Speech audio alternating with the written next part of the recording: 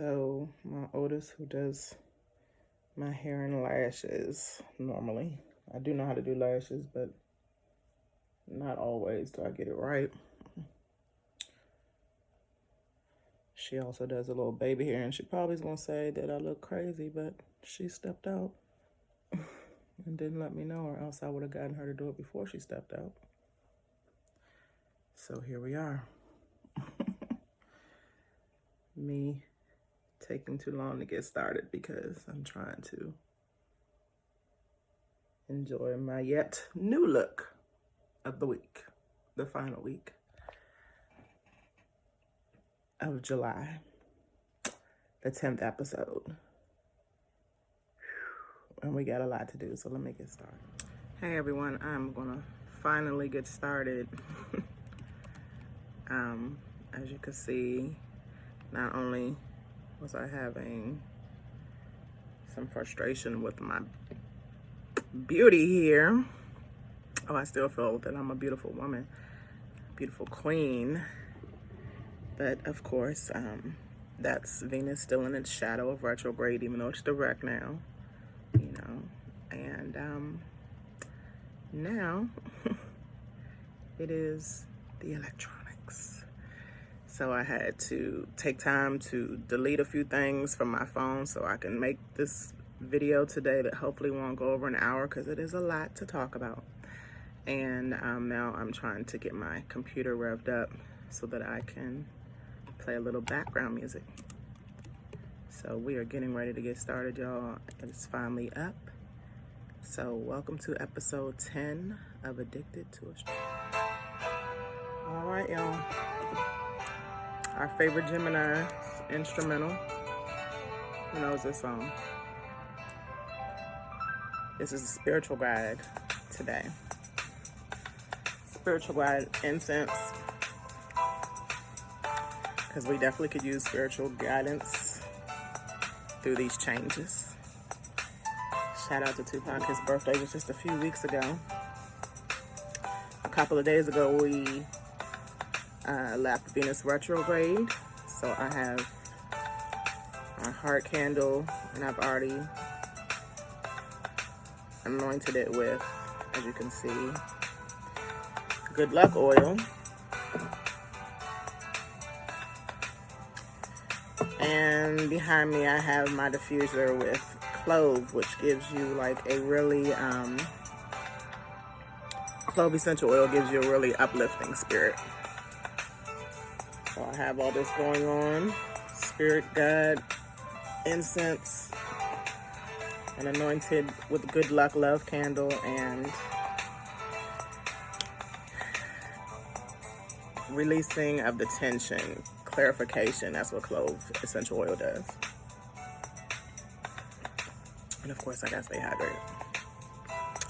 All right, today, episode 10. I can't believe I've done 10 episodes already. Today's episode is touching on almost everything, all the changes going on. It's called Going and Flowing Deep with the Water Signs. Me, a Scorpio. Cancer, which is the season we're in, and Pisces, who are going all the way through it. Shout out to us all for staying strong and pushing through. Going and flowing deep with the water signs, and what are Earth, Wind, and Fire going to do about it is the subtitle. Going and flowing deep with the water signs, and what are Earth, the Capricorn, Virgo, Taurus, Wind, Libra, Gemini, and Aquarius, and Fire, Aries, Sagittarius, and Leo. What are they going to do about it? All right, so let's just go over a few things that have gone on just this week alone. Venus went direct on June the 25th. Today is June the 28th. Yes. And so that was 3 days ago when Venus left retrograde and went direct in Gemini, still in the early degree of 5 degrees now. I'm going to talk about a lot today, so pardon me now on all the information that I'm going to be giving you, because I have spoken briefly on almost everything I'm going to talk about today, but I'm going in depth. And so there'll be a lot of vocabulary that I will definitely try to remind you about. But pretty much it's going to be a lot. So either you can re-watch this to get the depth of it. You can go back to a few others that I have titles that tell you what it's going to be about, so that you can go back and see, like as far as retrogrades, I've covered that a lot. We're going to be talking about 12th house again a lot today, which I did touch on a couple of episodes before. And that's that Pisces energy that is really heavy that I really have to talk about today. So long story short, and a new thing I'm going to introduce to you today is a few aspects. I do aspects and transitions on birth charts. I had a lot of heavy aspects and transitions that I did in people's birth charts this week, especially with Pisces, and it just motivated me to do and talk about what I'm going to talk about today. So,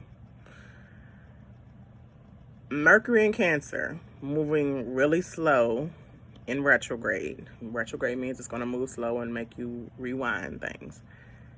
It's triggering a lot of anxiety and irritability. And I believe a lot of people actually hit me up for birth charts this week because they are going through these emotions. Very angry or very irritable, frustrated, and suffering from anxiety. And it's going to get a little heavier. I'm just looking at my eyelashes, y'all.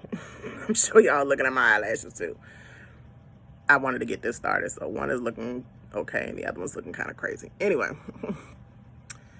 what have you been stuck on emotionally, energetically, and personality-wise in your heart? Especially with Venus going direct in the early degree, meaning early degrees between 0 to 10 are when you are clean slating whatever you've learned. You're going back and starting over. There's new parts that you want to incorporate in your life. That is what 0 to 10 means. I'm not going to go into the other degrees right now, maybe later. All right, so because I want you to focus and try to understand what I'm saying, especially in Mercury retrograde. Real quick, a side note, I did get raving reviews on all the birth charts I've done since I've started them. I really feel like this is my calling and my niche. Is that what you say? But because it's Mercury retrograde and because it's hard for me to express myself sometimes, and I do pull from a lot of resources to do birth charts and to do these forecasts, I might not be presenting my information in the best way. I have been going back looking at the birth charts I've done and noticing that I have made some mistakes, but people are still happy with their birth charts. So I'm happy to be of service. But of course, again, I'm human and humans make mistakes, especially during Mercury retrograde. That's just a side note for those who have gotten their birth charts and for those who are thinking about getting their birth charts. Shout out to you all and thank you in advance. All right, so the solar eclipse that happened last Sunday on the 21st is still being felt, but it's not a heavy energy. It's not a harsh energy. Because it's in Cancer, it's a softer, more calming, healing energy, and it's transforming energy. It's transforming those harsh energies that have been going on all year long into more releasing energies. And I'll get into that definitely more when I start talking about Cancer's opposition sign, the Capricorn and the planets that are in Capricorn. Right now, you may be feeling more accepting and flowing, which is what water is. Water flows. You might, because of Cancer, feel motherly, like you're being your own mother and you're taking better care of yourself. And with these two aspects, water is meant to move in a protected environment. Like in a river, there's land on the sides. When you're passing through your mother's womb, you're coming out of the water in her womb in the protected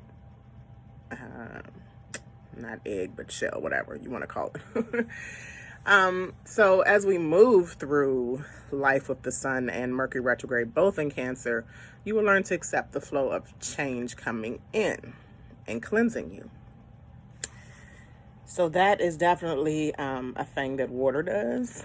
Water cleanses you and it moves through you and it flows. Remember that when we talk about Pisces, all right?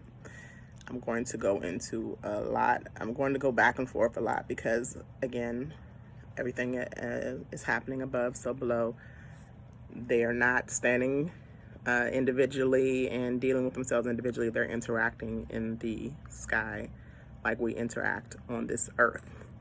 So, the planet Mars left the water sign Pisces just yesterday, or the 26th, depends on where you are on the earth, and it moved into Aries yesterday or today, depending where you are.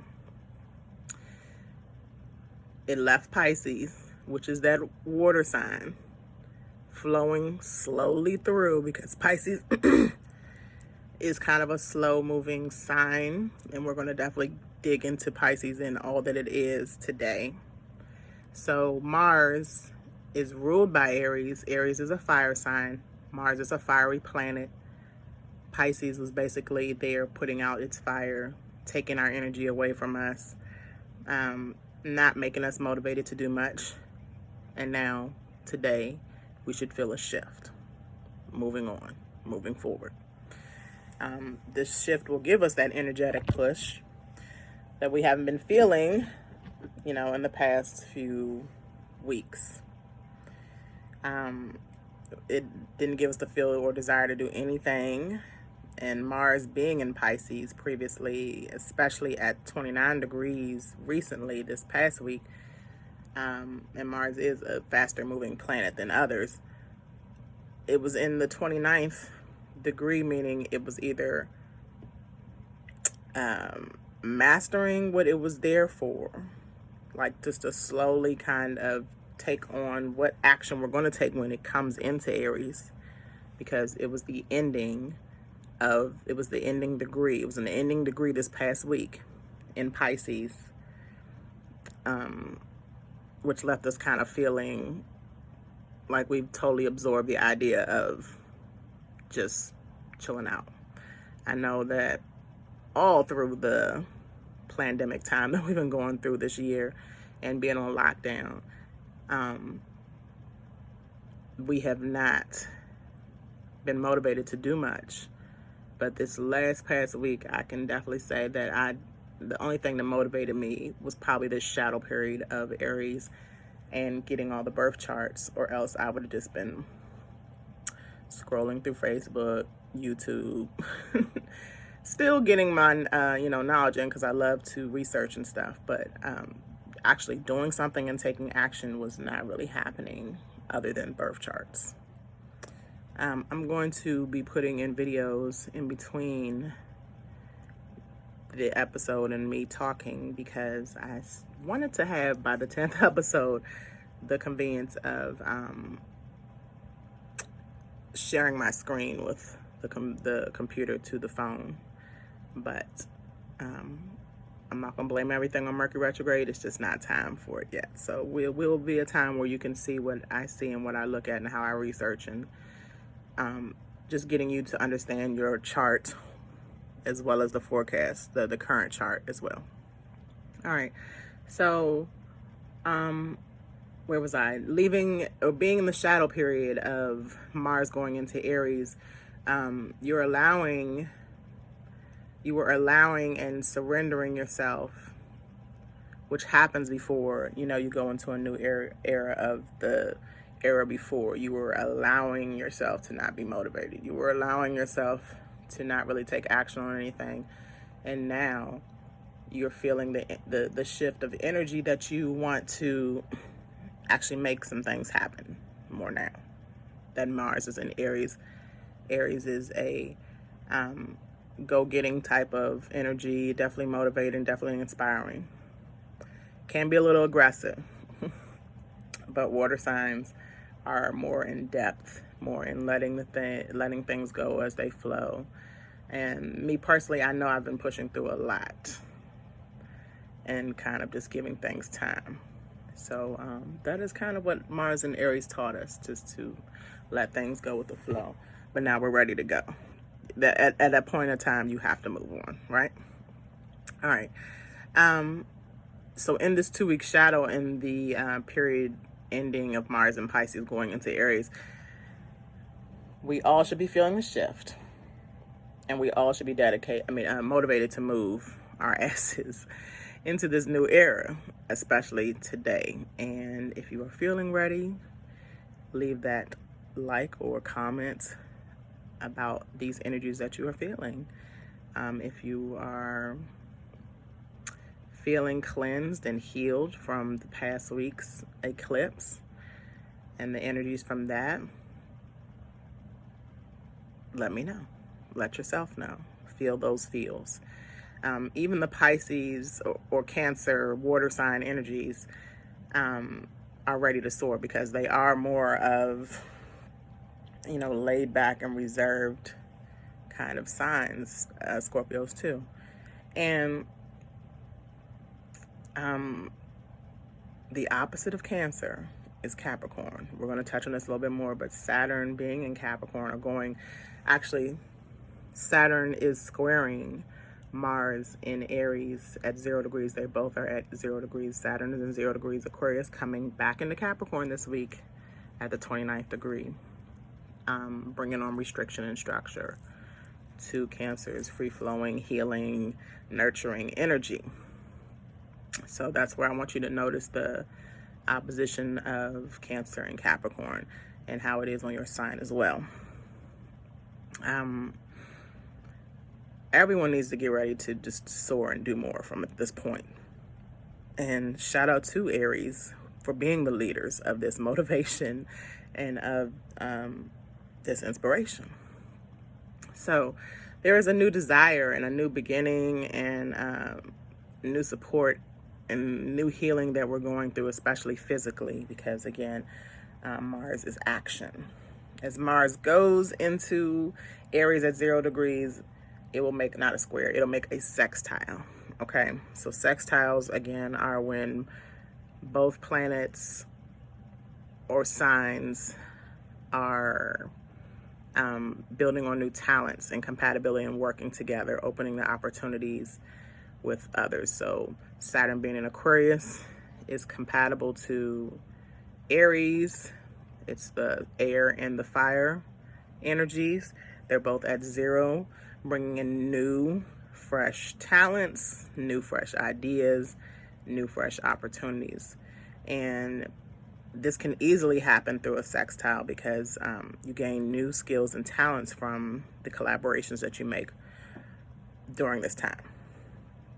So there's great focus and great concentration energy coming from the Mars and Aries aspect, and there's innovation coming in from Saturn in Aquarius, both at that fresh, clean slate, new era degree of 0. That is why they make the sextile, because they both are at that same degree. Okay? One is in retrograde though, so it's going backwards. That's Saturn. Mars is in Aries, going direct. It will be in retrograde later, and we'll talk about that later too. All right, whatever is begun or followed up on will have a lasting impact. So whatever you might come up with today, innovatively, like new ideas and new collaborations with people, Saturn and being in 0 degrees in Aquarius will boost that, being sextiled with Mars in Aries, pushing and motivating you to do those things. However, you're going to have to write them down, because Saturn is getting ready to leave Aquarius, that innovative state, and it's going back into the restrictive life lesson learning sign of Capricorn. Speaking of flowing energies, water does flow, but so does fire. And fire from Mars will flow the dust from Aquarius. The fire from the fiery sign of Aries will make that dust, that air flow in Aquarius. And when I'm saying dust, if you have been paying attention to mainstream media, sometimes they do tell you things that are true, but they don't tell you why. There's a dust storm coming from the hot sands of the Sahara Desert in Africa. I'm on the fence on two sides with this really quickly. I feel that the dust storm very well could be coming, but it could be being manipulated by the governments and its chemical trails that they tend to put in the air that poison our systems.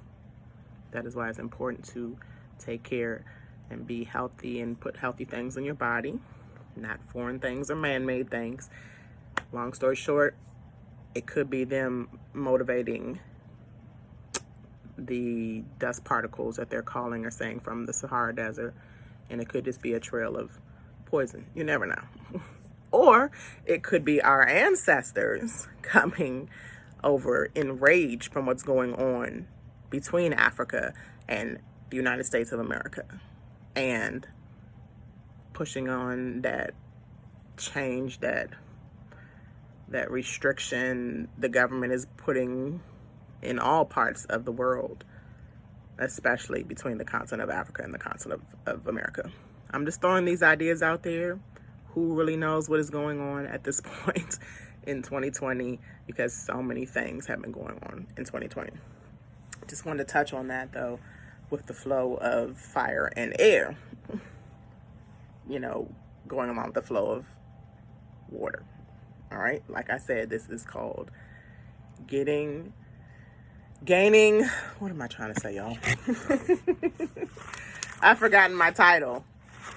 Technical difficulties always in Mercury retrograde. Going with the flow, going and flowing deep with the water signs, and what are the earth, wind, and fire signs going to do about it?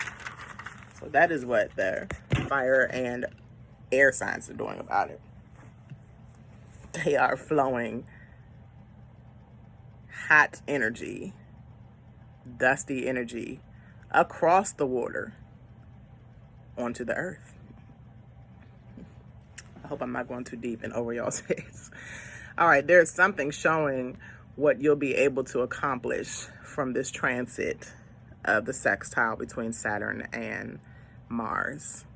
Saturn's retrograde in Capricorn again will stop all ideas, or just pause them for a minute so that we can revisit this later on maybe by the end of the year, when Saturn actually does go direct. It ends its retrograde around December.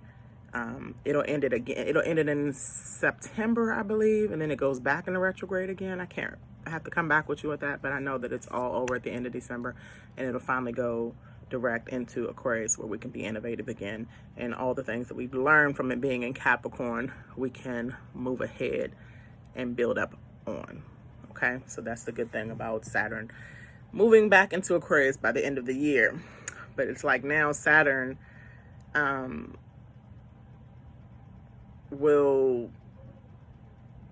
it's like Saturn was at its desk right now, working hard and getting excited about all the new things it's going to bring in Aquarius, and then now it had to leave its desk and go back into the Capricorn office because he left all this unfinished work in his inbox. And you have to get your work finished, That's in every level of life. You just can't skip work. You have to handle things and make a smooth transit into your new office. Saturn left some work at his Capricorn desk, and you have to finish that work before you move to your new position in life. You can't just drop everything. You have to move. You have to flow. And Saturn brings order, so you have to flow in an orderly way, especially with Saturn. All right, so we will have to revisit. Write down your ideas that you've gotten while Saturn was in Aquarius briefly, and revisit it before it goes back into retrograde in Capricorn on this Wednesday, July the 1st. The lessons that we learn from it being in Capricorn will make a smooth transit for us to go back into Aquarius directly in December. So just keep that in mind. All right, Mars in Aries will show you ideas that you love to get started. So again, there's that sextile, that bringing of energy positively and collaboratively with Mars and Saturn, because Mars is ready to go, especially now that it's in Aries, and it's ready to take those innovative ideas with Aquarius, but it can't now because Saturn is moving backwards. But it'll show you, Mars or Aries will show you that the ideas that you'd love to get started and the direction you could move in efficiently. But it'll be in still, I think it'll still be in Mars will still be in Aries. I have to let you know. But even so, there's other things that we have to move forward with Mars being in Aries. So you don't forget these things that you want to get back to, especially if you write them down. It could be a new idea, it could be an invention. I know that not only am I going to be doing astrology, I got to get back to, that is my work that Saturn had me start on and I didn't finish, getting back to publishing his books, publishing my daughter's books, getting back to work, even though I'm planning on leaving work, the workplace. That's my 10th house in Saturn, teaching me about how I want to move into a certain career. I was already a teacher for 17 years, and now it's time to move on. It's been time to move on. I've been in a 3-year limbo with what I'm going to move on to. So I've got work I got to do too, for an example. So basically, do your work that is left over in the class of life so that you can rock out in the new life coming in the new year, 2021. All right. Had to get some more water and reapply this lip gloss so it's popping. All right, the last eclipse on July the 5th. Well, coming up on July the 5th, next weekend, will be in Capricorn.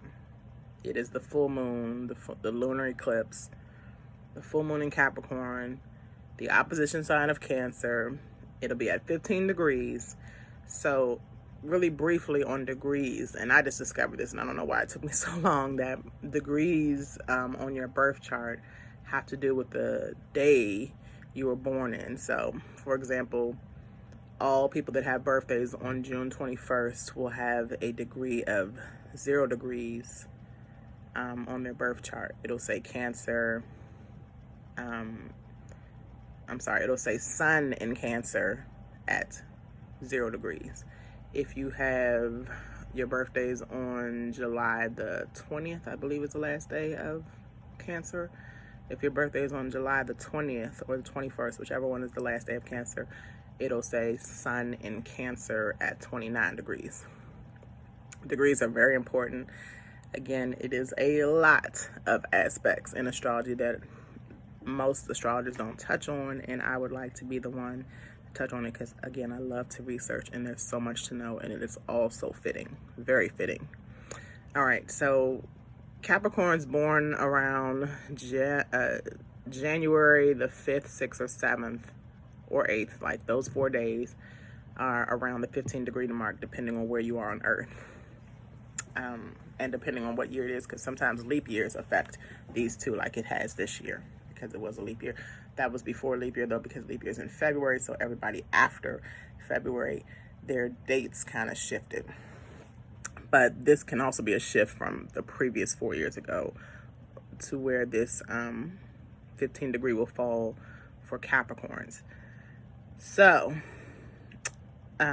most of you born on January 5th, 6th, 7th, or 8th will feel this lunar eclipse coming up on July the 5th, the full moon in Capricorn. Full moons are already felt by everyone. There's a lot of energy to come through a full moon, and then this is an eclipse, a lunar eclipse, having to deal with the moon. that we will be feeling coming up next weekend. The 5th is, I believe the 5th is next Monday, actually.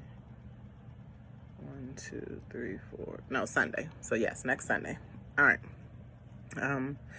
People with ascendants in Capricorn. Ascendants are how you come across people. 12/12 Ashe. I just looked up and saw the timestamp. Again, I was late starting, so I couldn't say 11/11 Ashe, so I'm saying 12/12 Ashe. On July the 28th. June the 28th. Mercury retrograde, y'all. Y'all know what I mean. All right, back to focusing. People with ascendants and Capricorn moons. Ascendants are how you come across the people. Ascendants also have a lot to do with houses that I'll talk to a little bit in a minute. You will, especially close to this degree, if you have your ascendant in around the 15th degree, you will feel this full moon, this lunar eclipse coming as well. My sun in Scorpio is at the 20th degree, even though my birthday is the 15th. So let's not get our birth dates mixed up with the degrees. The 15th degree means the 15th day your sign, your 15th day around the time your sign is in like the middle ground. It's not the birthday. It's not the 15th. People have birthdays on the 15th. It's the 15th day. All right. Again, degrees start at 0 and go to 29 in each sign. So, really quick math lesson. I'm looking at my notes. I wanted to skip over this, but this is kind of important. So like I said, my birthday's on the 15th. It's at the 22nd degree, actually, not the 20th. The 22nd degree, which is 7 to 8 degrees away from the last day of Scorpio at 29 degrees.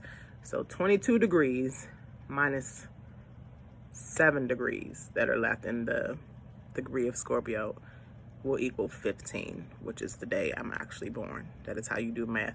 Astrology is not only science, but it's a lot of math too, especially having to count backwards and forwards with the days and the degrees. All right. Sun and Capricorns are like your father figures, your male figures, your husband, your boss, boss male or female, the dominant partner in same-sex relationships, your job, your career, stuff that restricts you and structures your life. Those are Sun and Capricorn positions, and those are people that will also have big changes or completions with this full moon being in Capricorn. Completion meaning something you are working on or going through will be coming to an end. Capricorn moons are more like the motherly or the wife or the female position in Capricorns. Also having to deal with family. So big changes in that with Capricorn. People that have Capricorn moons like myself. I have a Capricorn moon. I feel that, for example, I'm definitely changing and completing cycles within my family. The dynamics are changing.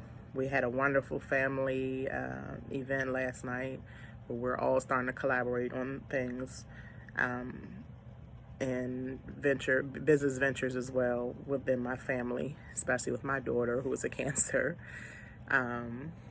And I definitely feel that me and my mother are getting closer. I'm definitely feeling that me and my family, me and my kids are getting closer, and we're completing this cycle of being distance, especially because I came from the West Coast to the East Coast. It's a whole lot of aspects that if you just take a look at, if you are Sun in Capricorn, if your sun sign is Capricorn, if you have a Capricorn moon, or if you're ascendant in Capricorn, or if your birthday is the 5th, 6th, 7th, or 8th, you would definitely be feeling certain things that I'm talking about with this lunar eclipse coming next Sunday.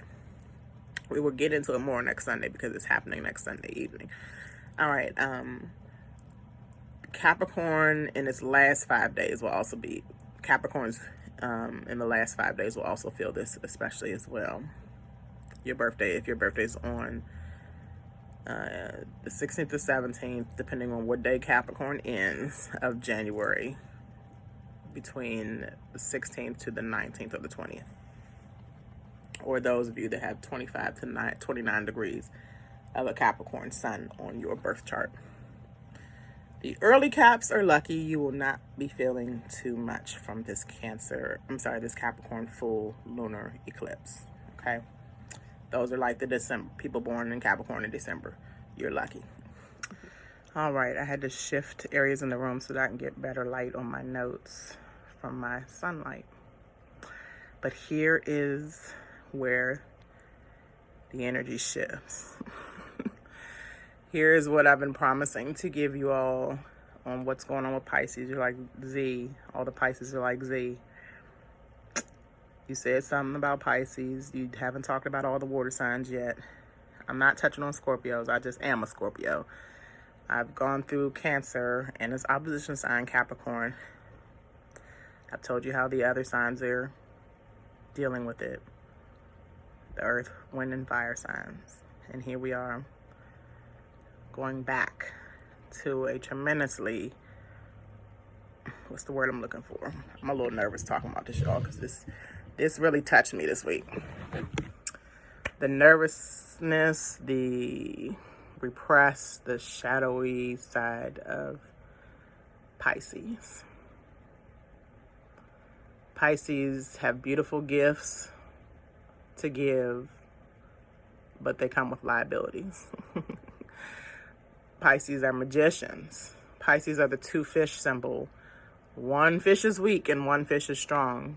And they try to create a unity by swimming around each other, but the currents, the flowing of the waters, do not allow that. Like Libra, Pisces can be, and I'm trying to find the light so there's not such a glare. There we go. Like Libra, Pisces have a lot to balance out. My 12th house, because Neptune rules Pisces and the 12th house. My 12th house is in the planet Pluto and my North Node. My planet Pluto and my North Node are both in Libra. My ascendant is in Libra. That's a lot of balancing out I have to do. Let's get into what all this is about. Pisces is the last in line in the zodiac. It's where you decide to either go back to carbon matter, like stardust, like if you were into your last position in life, not like death, but you're at a breaking point, at a changing point.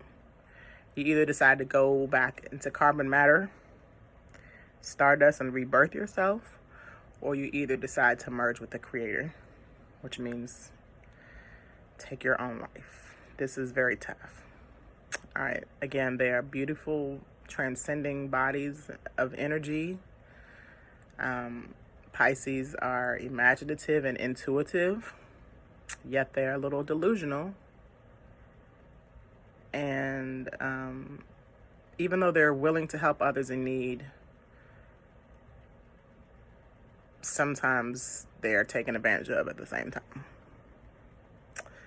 Pisces have high libidos, even more than Scorpios, which is interesting because I am a Scorpio. I can't imagine anybody being more freakier than I am, but I do have an 8th house in Lilith, which we'll get into later when we talk more about Lilith, which is very freaked out. If y'all know me, woo. But anyway, Pisces are known to have higher sexual energy than Scorpios. Pisces, however, and the 12th house especially, so even if you're not a sun Pisces or a moon Pisces or a Pisces or have a Pisces ascendant, wherever 12th house is on your chart is very, very real and damaging to your life and your life's path. Again, my 12th house is in the North Node, which is my life path and my destiny. So this is really heavy when I researched about this, y'all. And that is why I needed my spirit guide, and my incense just went out, but the candle's still going. Pisces in 12th houses have a lot to do with sorrow, pain, suicidal thoughts, shadow thoughts, things you don't want out in the open, things from your past life. And, you know, some people don't believe in past lives, but sometimes we feel like we're born into hurt and pain. Those are Piscean energies. Those are 12th house energies. So again, wherever on your birth chart is Pisces, or wherever in your birth chart the 12th house is, 12th house, and I'll give you a video. 12th house is on the Placidus chart. When it goes, you see which planet it's in, and then you also will go on the chart after that, I forget the name of it, that shows you what signs you have the 12th house in as well. And it could be 12th house stellium, meaning you could have 3 or more, which my youngest daughter has. Matter of fact, let me show y'all really quick.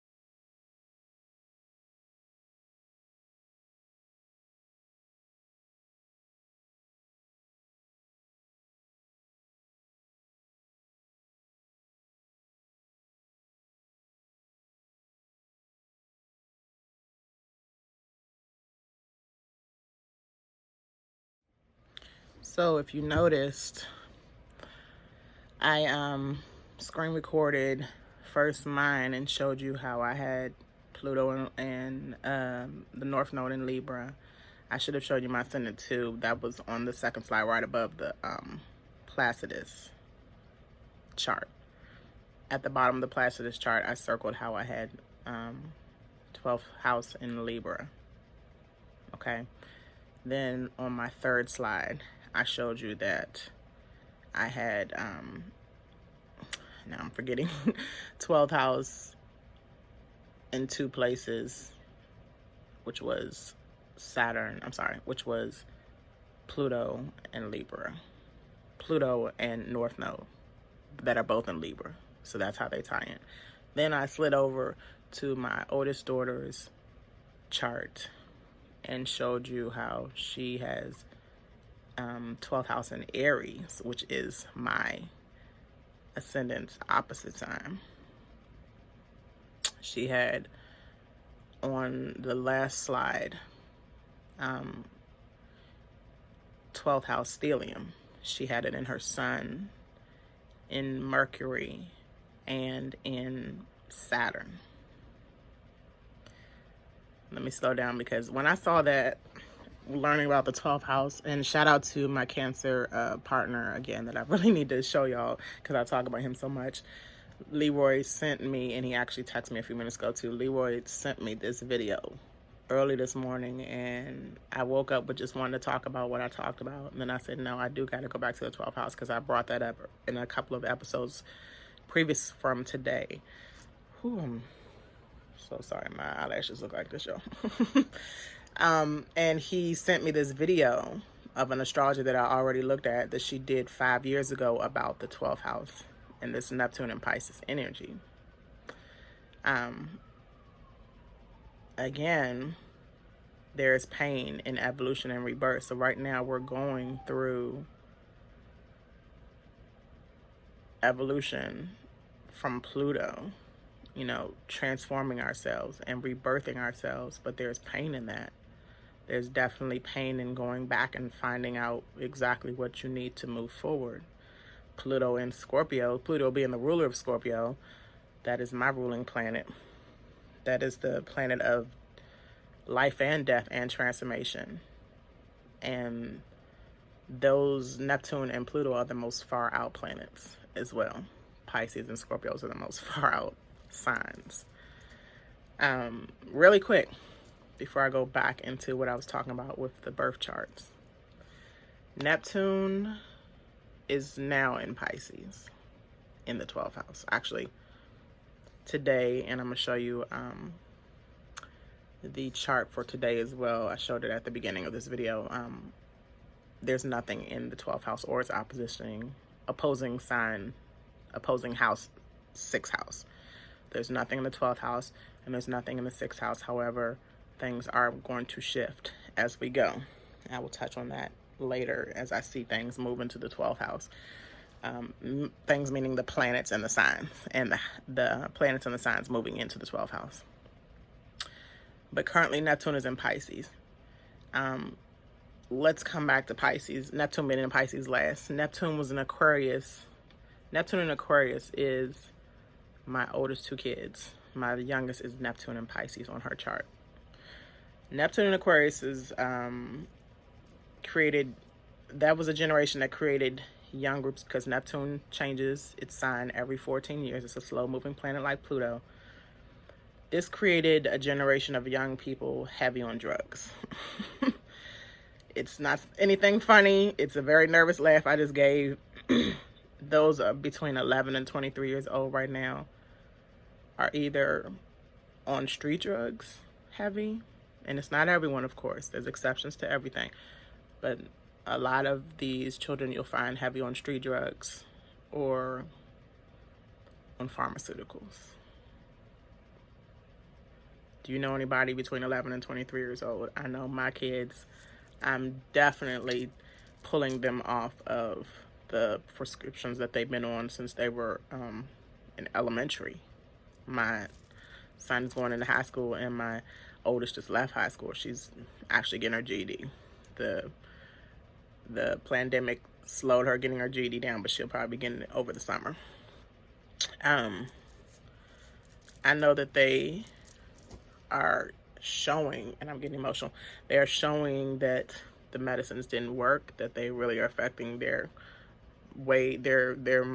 motivation to move ahead, especially my oldest, because she has this 12th house stellium, and I'm going to get back into what all that is in a minute. All right, let me get off of that. Neptune in Capricorn created young people doing whatever it takes to get money. Capricorn is that money, hardworking sign, restrictive sign, conservative sign as well. And a lot of, if you think back into the 90s, we were, these are people that are 24 to 37 now. The 90s babies, the babies that were the people that were born in the 90s. A lot of them are millionaires now, but how did they get it is the trick to that. Neptune is that delusional, tricky, deceitful sign. How deceitful did they have to be millionaires? Not knocking their hustle. But people with Neptune and Capricorn tend to do whatever it takes for the money type of generation. Neptune and Sagittarius people like myself, people that are 38 to 52 years old, we were kind of born to show how to relieve yourself from any of these committing anything you have to commit to. or love or travel. There was also a lot of casual sex in the early 70s to mid 80s. And that was, casual sex was even more popular than before when Neptune was in Scorpio, which we'll get to in a second. The 38 and 52-year-olds can teach you a lot. I know, I think I can teach you a lot about how to pull away from the conservative ways of Neptune that was in Capricorn, or pull away from having to feel like you have to be on heavy drugs with Neptune and Aquarius. We are the parents of those two generations, and it's a lot of things that we can teach them or do for them, especially because of the situation that life has given us. Neptune and Scorpio is when casual sex really got jumping on the scene. People that are Neptune and Scorpio between 53 and 66. Those are the people that experienced the drugs coming on the scene heavy. This was back in the 60s when there was a lot of riots. This is late 50s too, which I feel like that was right before or right around when the Tulsa and other things, Rosewood things happened, the riots and burning down of that. Correct me if I'm wrong. This is when a lot of deaths and drug overdoses and changes, wars were happening a lot. That was when like the Vietnam War was. So I know that a lot of people, especially like, that's not my mother's generation, but like a little between me and my mother's generation, are the people that definitely suffered probably the most from having to make changes going along with what the world was giving them, presenting them. Neptune and Libra is my mother's generation group. Libra, again, trying to balance out all the tricks of the universe and all the delusion. This was the 40s and the early 40s to the mid 50s. And most of these people are 65 to 79. I'm not going to speak for them. If you know anybody in this generation, they were trying to balance out all this before it got loose after Neptune and Libra. When Neptune and Scorpio came, that's when things just really got loose. So Neptune and Pisces, ruling that 12th house again. All the deceit and all the issues with this. There's a good and bad side. There's more delusion, more deceit. There's this group of children that are not even born yet to 11 years old right now that are heavy into this way of life that we have created kind of for them. I'm going back because what I want to say about Neptune and Pisces is on this page. Anyway, this is a group of children that have been taken advantage of. This is a group of children that are experiencing all of these because Pisces is being the 12th sign. It experiences all the other signs, aspects. They have experienced the drugs. They have experienced the effects of doing whatever for money. They have experienced being everywhere, traveling everywhere with the Neptune and Sag people and not committing to anything. They have experienced casual sex even, because there's a lot of children going through child trafficking right now. This is heavy, y'all. It's really heavy, and all I can say is either push through it. I'm not going to get too heavy, but this is heavy. This is the generation that also can turn this around. So let's get on to the lighter side of it. 12th house represents, well, let's start with this really quick. Going back to the 8th house, Pluto, Scorpio energy. 8th house, ruled by Pluto and Scorpio, is kind of like jail for a planet. Okay, when the planet is in 8th house, it's like jail. It's something you have to stick with until you transform and rebirth yourself out of it. The 12th house represents prison. So jail is definitely hard to deal with, but prison is even harder, right? Those of you who know the difference between jail and prison.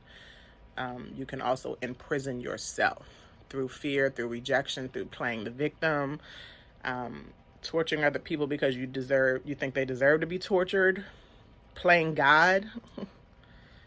This will bring you nothing but negativity that you put on yourself. This Neptune can really ruin shit. Okay. And being that it rules Pisces and the 12th house, Pisces and 12th house can really ruin stuff. Traditional astrologers used to call 12th house the worst house, but now we're a little bit more practical in astrology, and we're not only giving entertainment or hell, telling you the worst.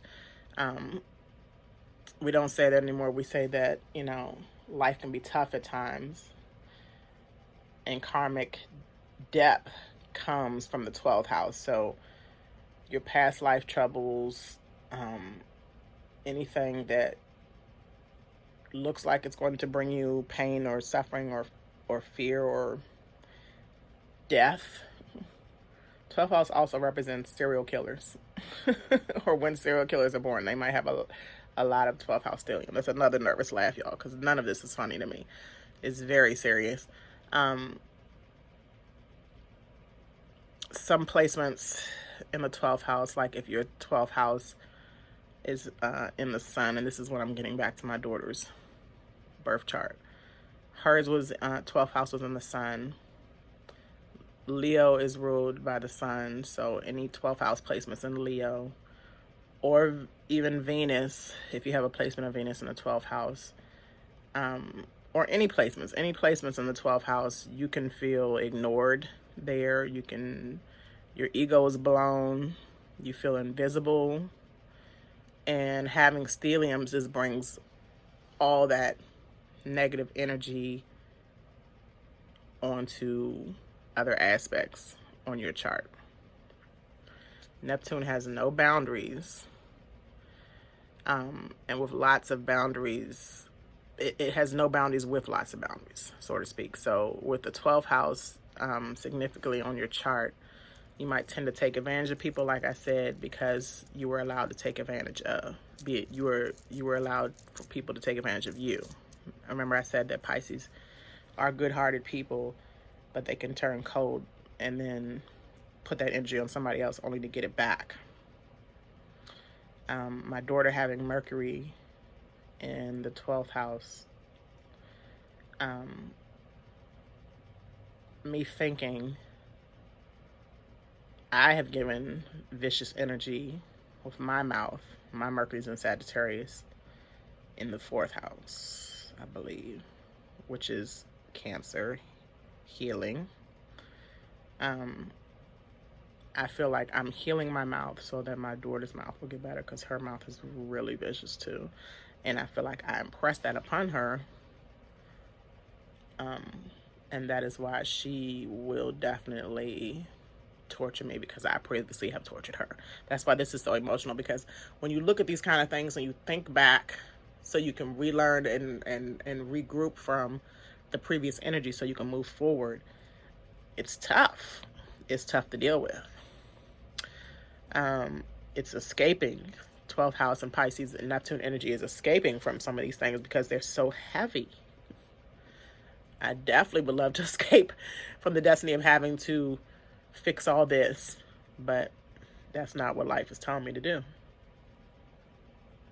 There are things that have been ignored, which is part of the 12th house. There are things that create you to act out, which is part of the 10th house, while you're looking for somewhere to belong, because Neptune is all the way out there, and you might feel like you don't belong when you're all the way out somewhere. That's just obvious. All right, attempts to fix this. How can you fix this? Ooh, let me get myself together. All right. Oh, the other thing I want to say is really quick. Having Mercury in the 12th house, you could possibly even communicate like a narcissist. And I have said that I see some narcissism in my daughter. She does tend to lie to my face a lot. But I'm so in tune and aligned with her lies now that I know. And we're working on healing from that.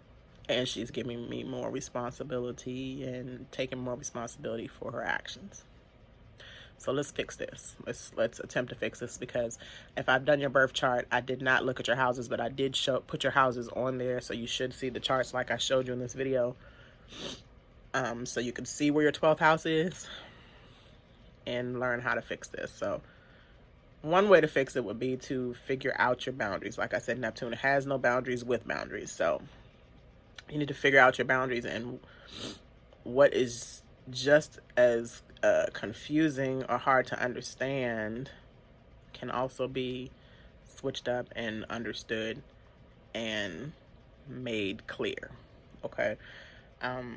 One way is because Neptune, the good side of Neptune is that you can really get in tune with your spirituality and learn how to balance out things and learn how to take in, understand it, and then release it. So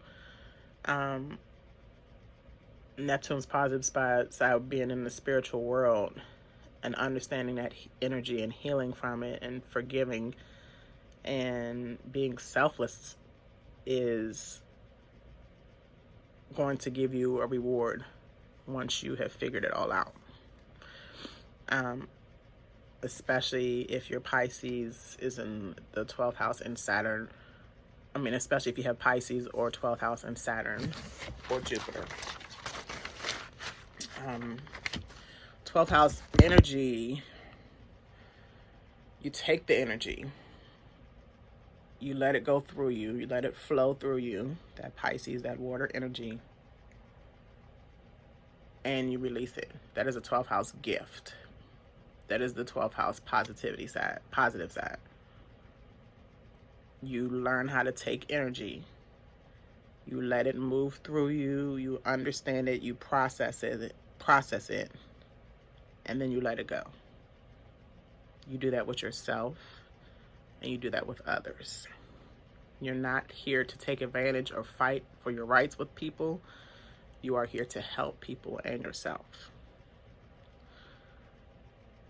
You show people how to understand and be balanced, and once you're balanced, and this also has to do with your ascendant, because if you notice on the charts, your 12th house is the last house, and then you go into your first house.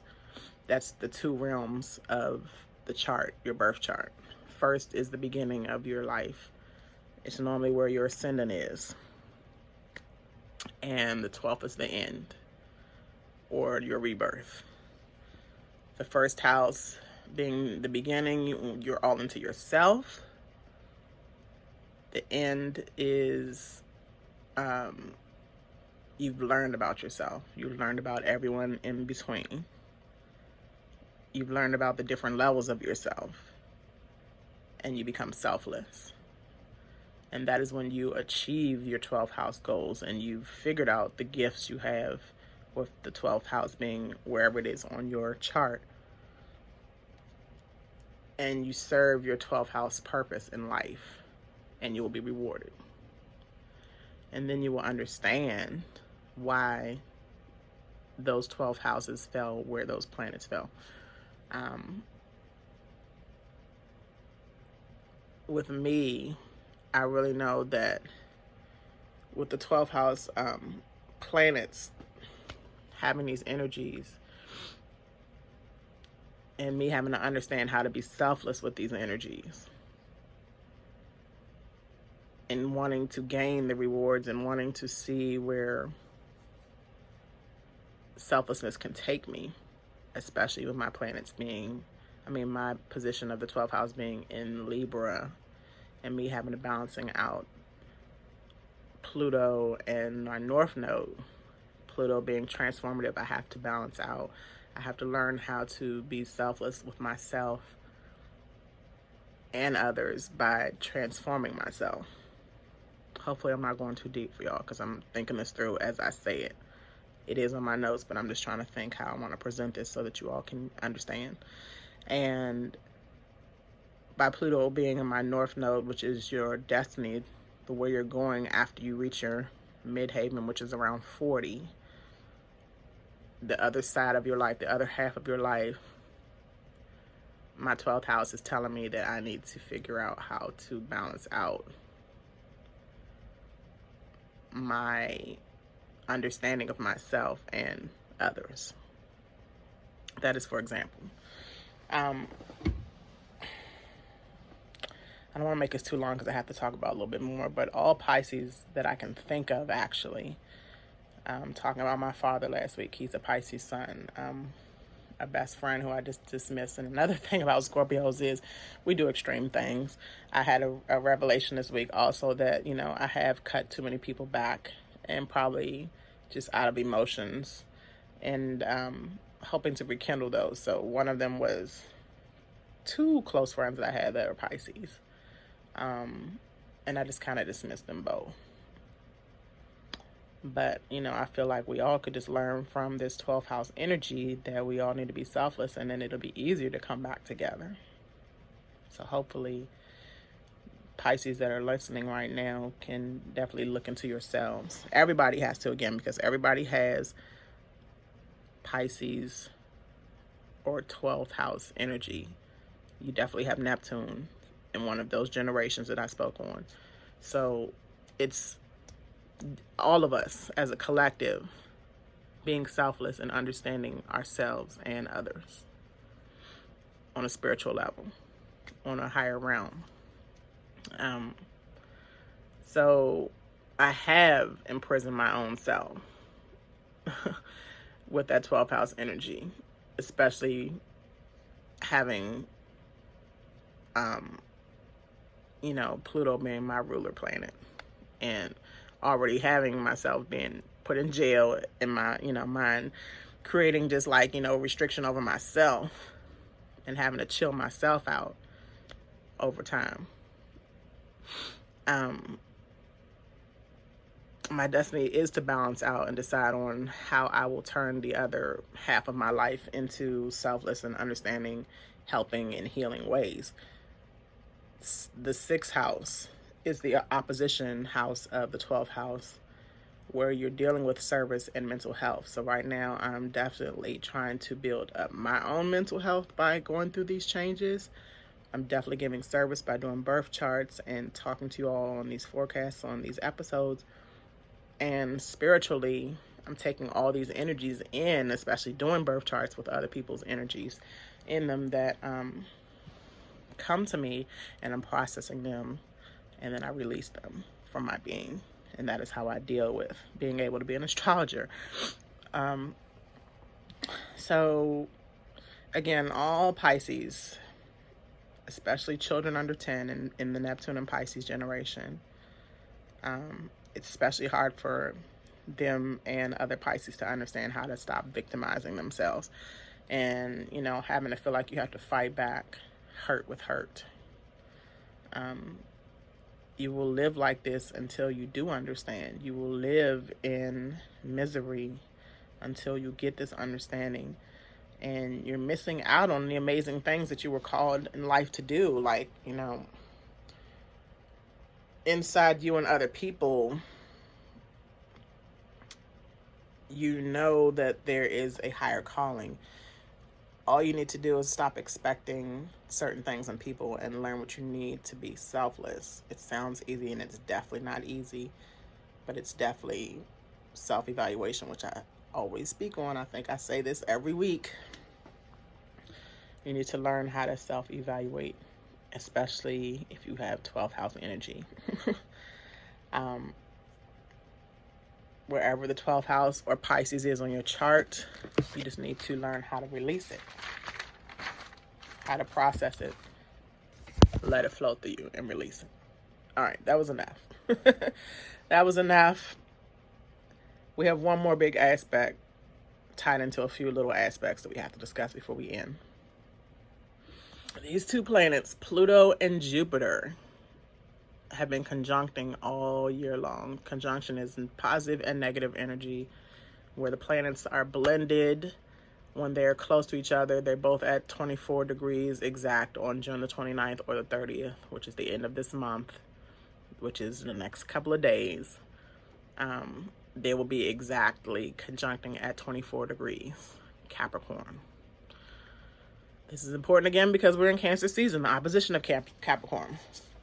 But because they both move slow, the conjunction will last 10 days. So Jupiter is making it obvious on what needs to change, because Jupiter is sick of us on this earth and it's ready to reward us. But we can't get our rewards until we learn our lessons. And both planets also are in retrograde. Pluto's in retrograde, Jupiter's in retrograde. So this is something that is being reworked in us. And it is something that is on a deeper level, like a DNA level, like our past life energies or our previous family energies, especially with Saturn. But Saturn is not conjunct with them right now. Pluto and Jupiter are like, and Pluto being, again, the ruler of Scorpio. And Scorpios like to investigate and dig into things and get the full story. This is the kind of energy that we're feeling from this conjunction. Pluto is showing us where we are growing and transforming in our sense of power, but in retrograde, we must investigate where we are lacking in power. One quote I put is bringing up the things that more than meets the eye. And that's the old slogan from Transformers, if y'all are from the 80s. You remember the song, Transformers, more than meets the eye. I wish my damn lash would meet my eye. Anyway, that's funny. It's interesting how Transformers transforming, Pluto transforming us to show us that there's more than meets the eye. And that is the only way we will transform, if we realize that Capricorn energy is changing things, especially in leadership all over the world.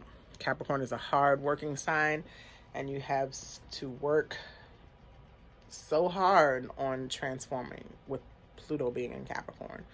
There's so much work that we have to do individually and collectively, and we are getting these messages through these energies that things are undergoing changes in life and all over the world, as well as in yourself.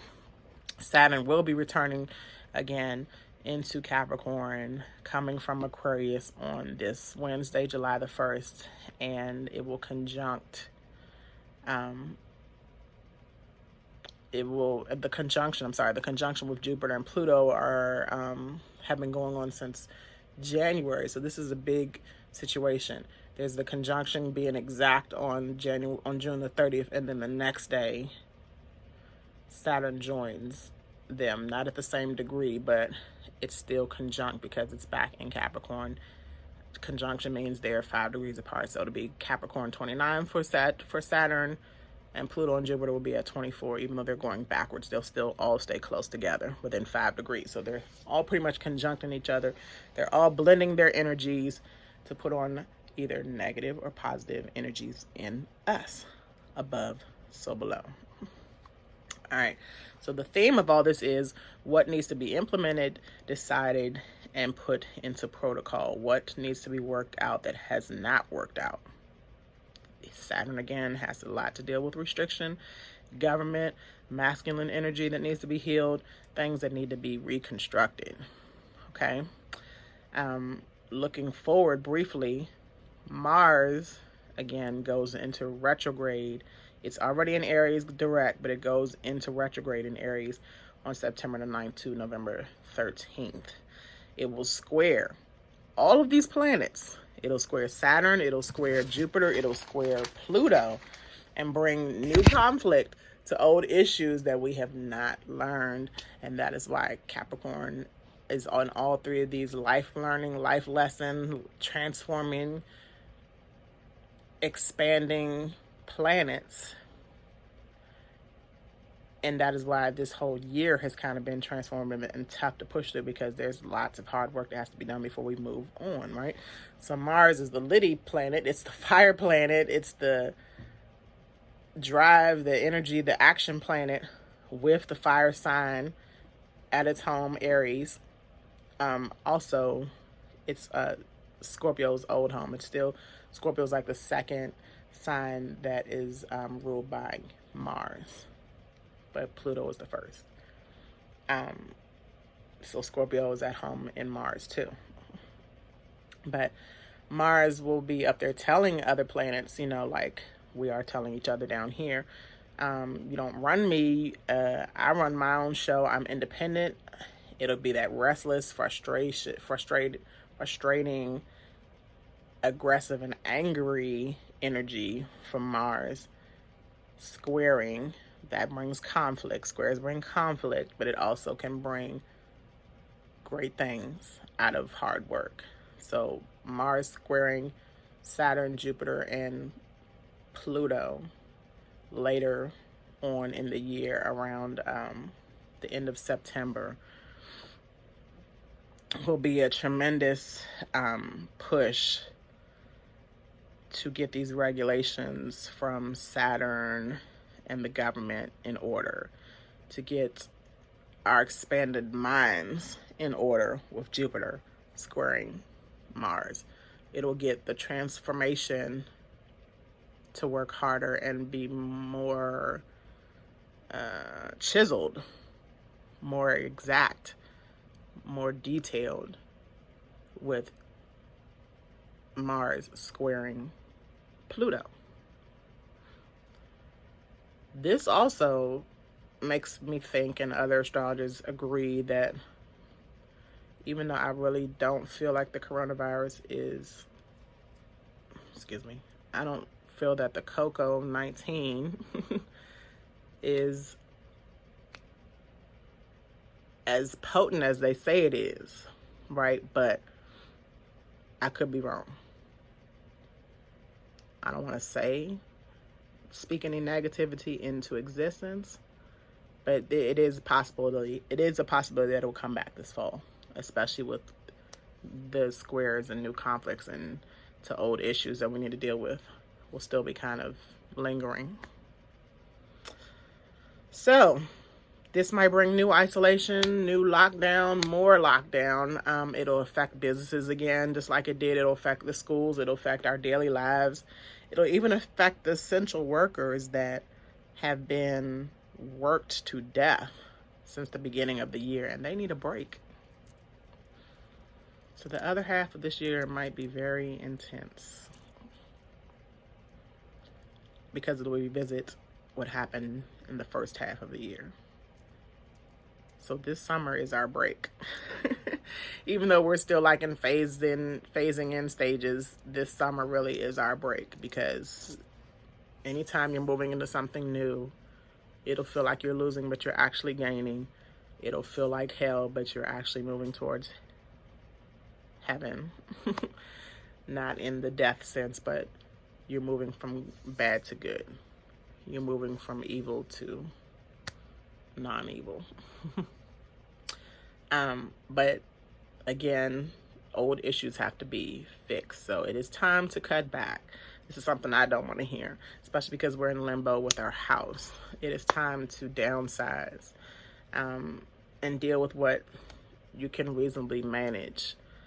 You're coming back to the basics, because there are things, of course, this year that everybody didn't get to do. Everybody didn't get to do something. Everybody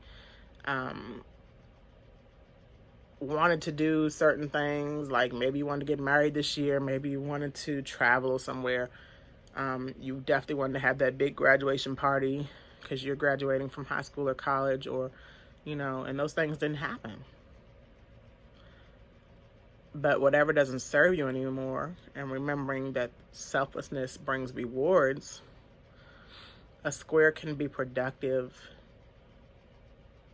and beneficial if you take these hard lessons and learn from them. If you become transforming and transformative, if you are expanding your mind, if you're working hard at taking all these actions. Pluto, Jupiter, and Saturn squaring Mars will benefit you at the end of this year. This week is bringing in so many energies as if we didn't have enough going on already, but the Pluto and Jupiter conjunction is bringing back the energies of late March into early April. So thinking back to that, there are just some things that we have to learn and come up out of. That is why all these retrogrades are happening. We're almost done, y'all. All these people and entities are being shuffled and removed and voided. And there's reorganization going on, not only in the government, but businesses and a lot of economical stuff that have not even gone public yet, that we are not even aware of yet. Okay? I don't even know. I just know that there's going to be some kind of changes. Uranus and Taurus.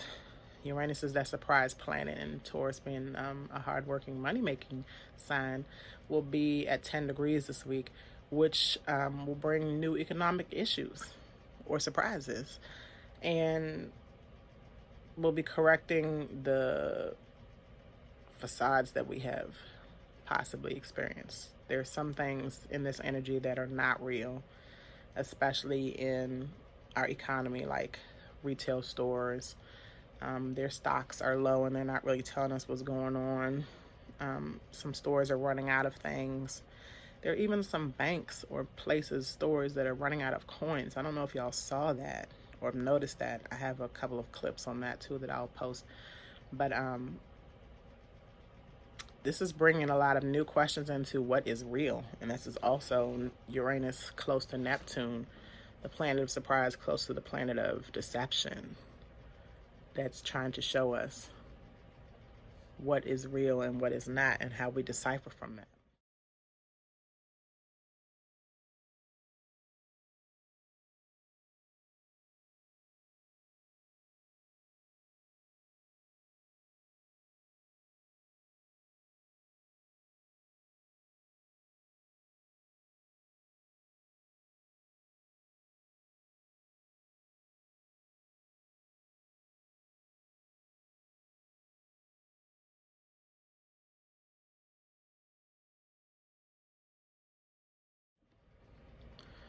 So that was just a clip of the couple of signs I noticed that when I was watching a podcast or a vlog.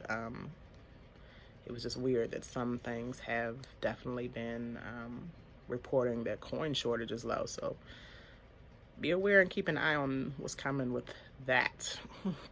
But showing innovative energies in practical form is another way that we have to understand what's real and what's not. Things need to be a little bit more practical and not so deceptive, you know? So the message here is, who do you trust for you, especially in partnerships and financially or in government? The situation with stocks isn't over. If y'all remember at the beginning of the year, a lot of elite people just sold their stocks. I don't know if y'all remember that. Banks will surprise us with something soon too. I feel that has a lot to do with the coins that are going, the coin shortage. Look up Jasara, which I feel is going to come into play soon as well too, which is a good thing. And I'll show a little clip on that too.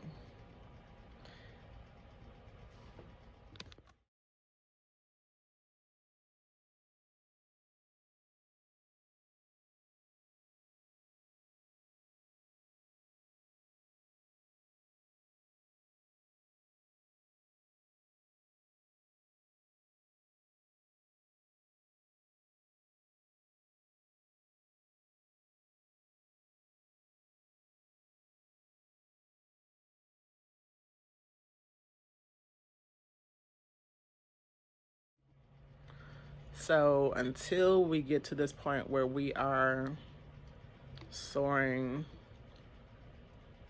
our economy is soaring, you may want to trust your money with you and not leaving in any banks. And that's all I'm going to say about that. The election that's coming up, me personally, I don't feel that it's going to happen or that it's not going to be real. The presidency, either way, with either candidate, will bring aggression out of one party or one side, and the realization that things weren't very real on the other side. Hopefully I'm wrong. Hopefully I'm wrong. But that is why it's so important to prioritize what you need, what your family needs, what you can live with, what's satisfying for life, so that you can navigate through the chaos and balance out all these energies. Get away from false information. This is a time where mainstream media is controlled. It is controlled by the government if you do your research. It is funded by certain elites, and it brings on controlling thoughts while it's being controlled by others. So if you can look into more alternative media or means of finding out information that's more valid and relevant to you. Me personally, I definitely look for more personal information involving astrologers, public speakers on podcasts, or personality, YouTube personalities. Not all of them are good. Some of them are still very deceitful. It's where you resonate. It's who you resonate with. It's who is giving you relative information that you are feeling is true to you. There's something called the 3D matrix that is also controlled. I'm not going to go into how many of this, but 3D is old and controlled. It is the old way of thinking and getting information, and 4D and 5D is the information that you would expect and you can expect will be more relevant and true. So point of views from bloggers and vloggers, or YouTube, like I said, podcasts, they aren't really regulated by any government officials or elites. That is why I highly suggest you listen to them more than FOX, the Corruption News Network, and I'm not gonna say what my words are for NBC, but just imagine. So before I get in trouble on this platform, again, those mainstream medias are told what to tell you. So social platform personalities tend to have more resoluting energy, and they're are non-biased, and they're not controlled. All right, so wrapping this up, looking ahead again, the third and final conjunction of Saturn and Jupiter, I believe. And it says Pluto and Jupiter, I'm sorry. The third and final conjunction of Pluto and Jupiter that's happening in a couple of days will happen again for the third and final time in November, right around election time. So for the last time, it'll be at 22 degrees in Capricorn, which is where we experienced the eclipse in January, which is very interesting. That happened at the first time these planets went conjunct, and so it was actually Saturn conjuncting Pluto. So we aren't done with the lessons or the transforming, or the changes. We are learning the things we learned at the beginning of 2020. We're being more aware about it now, so that we can be more hip on what we need to do when it's finally over in November, and how to handle it. Again, on June the 30th, which is in 2 days, the Sun in Cancer will make many other aspects, along with the conjunction of Jupiter and Pluto. Really quick. I promise I'm not going to spend too much time on this, but it's just important to say. The Sun is in Cancer currently right now, and on June the 30th, it will make several aspects, 3 aspects to other planets. It will conjunct with Mercury in retrograde at 9 degrees. The Sun will square with Chiron in Aries. Chiron is the healing asteroid in Aries at 9 degrees. And it will sextile, which is a good collaboration. The Sun will sextile Uranus in Taurus. That is, the Cancer and water energies will come together at 9 degrees as well. Remember, episode 9 was last week. That is the ending number. So I believe last week I ended with, I don't know what I ended with, but it was the ending number. I'll have to think about that for the 11th episode, or 10.5 midweek check-in, but I am stepping into a new era right now. So I guess I could say I ended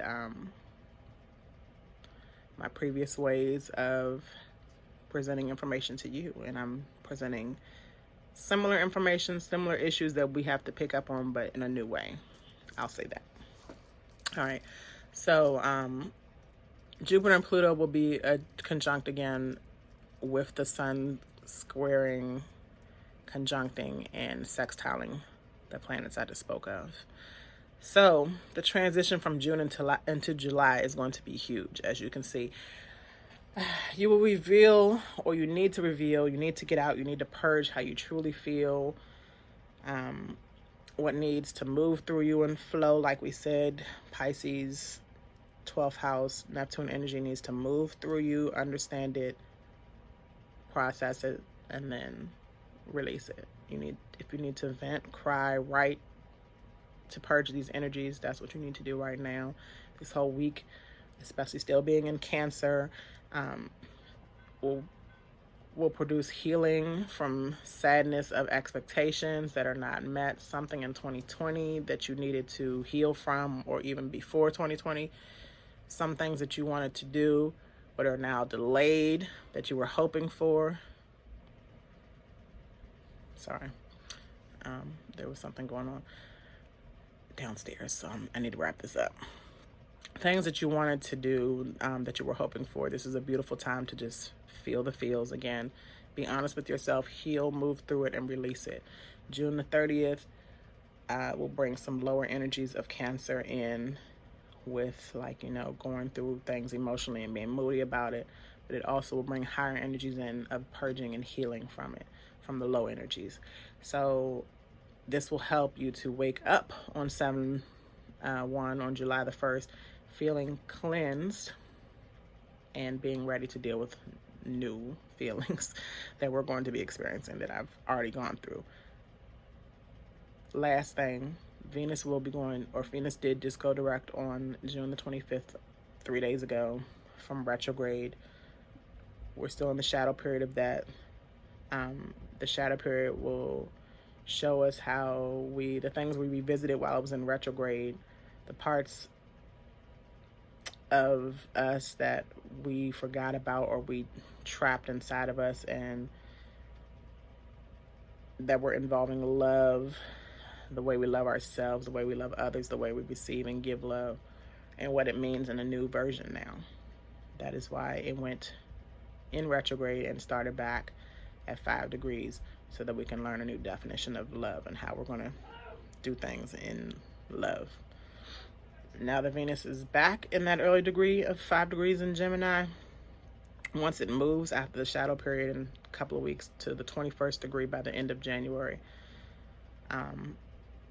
also the Mercury retrograde will be over too. It is the best time to move on with your new ideas of love. And I've come to the end of this. There's my Taurus child. And I appreciate y'all. I'm going to go handle my family business. I appreciate y'all liking, subscribing, viewing, and commenting. Thank you to all my new subscribers. Thank you to the people that did their birth charts this week. I am appreciating those who are going to get them done this week. I am TMZ, teaching everyone abundantly, empowering many. Zakia, enlightening every day. Y'all have a great week. I will see y'all on Wednesday. Thanks for tuning in.